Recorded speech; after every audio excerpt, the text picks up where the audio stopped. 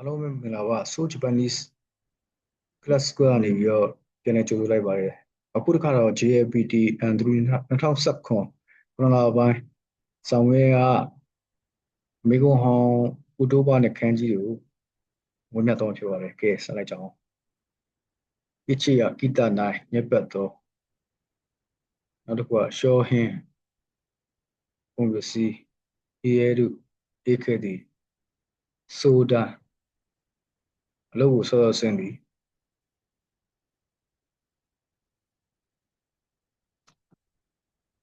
ကာဆန်းကမြင်လိုက်ဂျူယောနာကြတော့ရေးပါတော့ပတ်ခိုးအတိတ်ခါခိုးအတိတ်နောက်တစ်လုံးကကြတော့လာစာဆိုပြီးပြောမယ်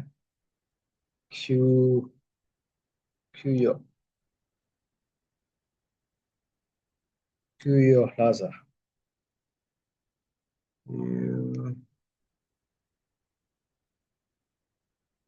လာစာနံပါတ်9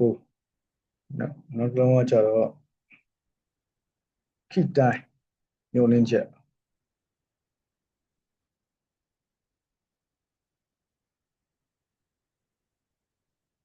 နံပါတ်10နံပါတ်10ကျတော့ဘာဖြစ်မလဲဆိုစူပေါင်းကြိုက်တယ်ပေါ့နော်ပေါင်းကြိုက်တယ်အားကြတော့စူလို့ခေါ်တယ်စူနောက်တစ်လုံးကအာစုခေအာစုခေအနန္ဒီ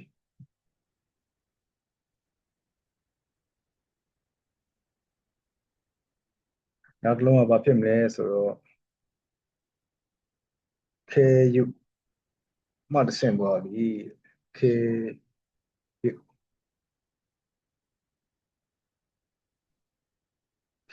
ယုမှတစ်ဆင့်ပေါ်ပြီ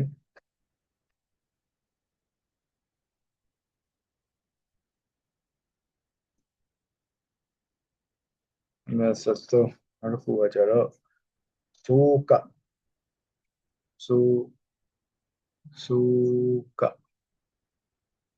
ဇိုးကကြတော့သူကတိုးပွားသည်လို့မြင့်တက်သွားသည်လို့မှသုံးတယ်နံပါတ်14နောက်လုံးကကြတော့နှိုင်းရှင်တဲ့အခါမှာဆိုရင်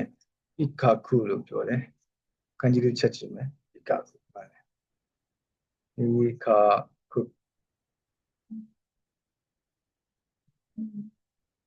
နောက်တစ်လုံးကကြတော့ခဲစ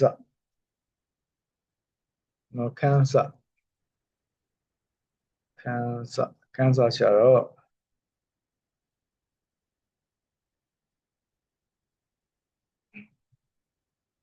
ခန်းစသူကကြတော့စစ်ဆေးတဲ့အခါမှာသုံးရမှာနော်စစ်ဆေးခြင်းပေါ့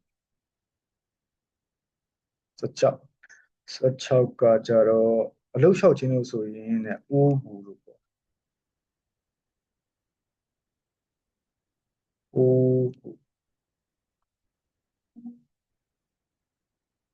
အတော့ကကြတော့စီစုမှုနှစ်မြုပ်သေးချီစုမှုနှစ်မြုပ်သေး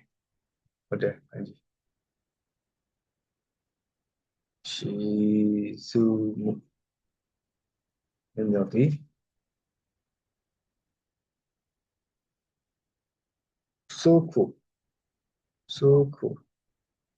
ဆိုးခုကအောက်ခြေပေါ့နော်ဆိုးခုကျွန်တော်တို့အောက်ခြေလို့မှတ်မယ်နံပါတ်19နောက်တစ်လုံးကကြတော့ပြန်မြောက်ဆိုဘယ်လိုပြောမလဲဤခင်အပြန်မြနော်ဤခင်ပြန်မြနောက်တစ်လုံးကကြတော့ကားပိတ်ခြင်းကြတော့သူကဂျူတိုင်းဘုံတိုင်းလို့ခေါ်တယ်ရှင်းချက်ကြီးပြသလားပေါ့နော်ပြန်ပြောမယ်ဂျူတိုင်းမွန်တိုင်း ပြုံးမှုဆိုမှစားကျူ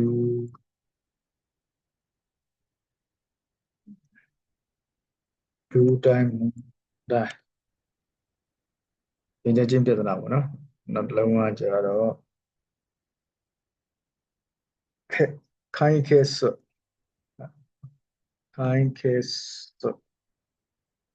ဘာကျတော့ဖြည့်ရှင်းခြင်း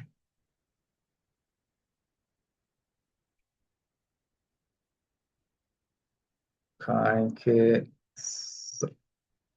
ဖြည့်ရှင်းခြင်းဖြစ်တယ်နံပါတ်2စနစ်ကဘာ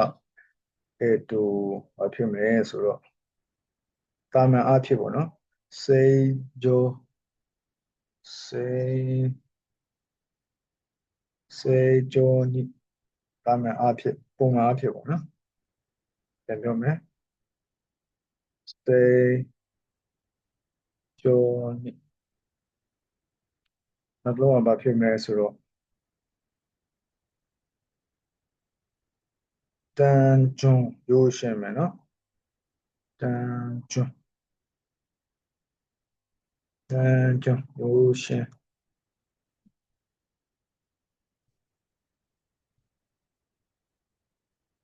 နောက်တစ်လုံးခါကူချစ်စုခါကူချီစု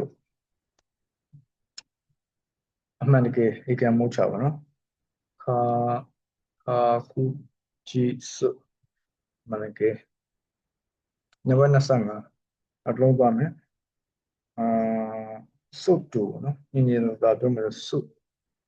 တူညီညီတော့ဒါနောက်တစ်လုံးသွားမယ်ဘုစုရီဆိုတာဒီနေ့ချက်အိပ်ပြတော့ဗောနော်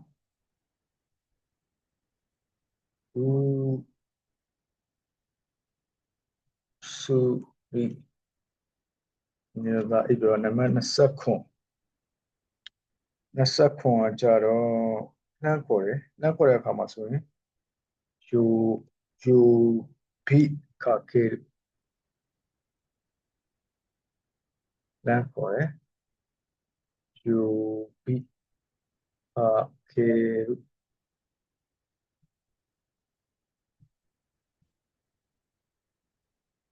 သေချာပေါ့လုံးဝဆိုရင် Z တိုင်းနေပေါ့နော် Z တိုင်းနော်ဆိုတော့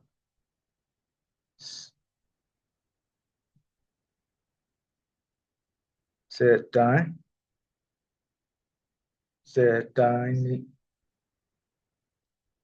တိုင်းနေသေချာပေါ့လုံးဝပေါ့နော်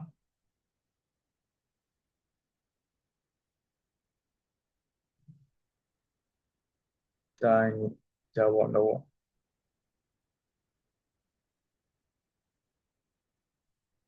ကြောင်းမြန်ဆိုရင်ဘယ်လိုပြောမလဲယာကုယာကုကြောင်းမြန်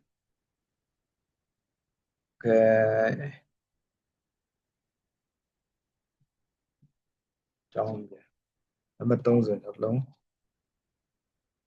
နောက်လုံးကဘာဖြစ်မလဲဆိုတော့ hand time နော် hand time ဆို hand time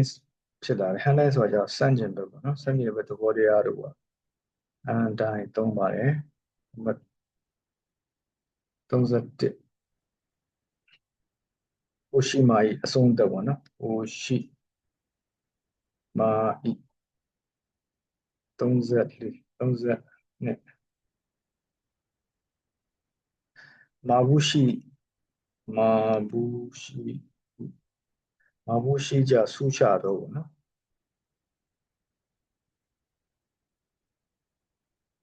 နောက်တစ်ခုကဘွန်းတို့ဤဘွန်းတို့ဤအမျိုးအစားတွေခွဲတဲ့အခါမှာတုံးတယ်ဘွန်းတို့ဤကျွန်တော်တို့နောက်တစ်တုံး34ရကြတော့ဘာဖြစ်မလဲဆိုတော့လက်ခံရယူသည်ဤကိဥခေရုဣကိခွေရုဣကိဥခေရုဣ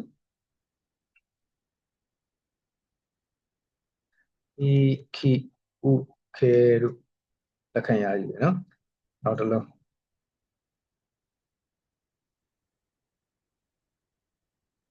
တ တိုင်းဆိုင်နေထိုင်ခြင်းပါနော်တိုင်းဆိုင်ဆိုပါပြောမယ်နေထိုင်ခြင်း